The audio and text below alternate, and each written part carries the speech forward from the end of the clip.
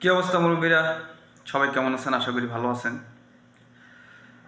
এখনও শুনতে হয় পত্রিকায় বা নিউজে যে কাঁচা বাজারের দাম এখনও কমলো না সিন্ডিকেটের কারণে। সিন্ডিকেটটা এখনও পর্যন্ত কেন মানে সিন্ডিকেট থাকবে?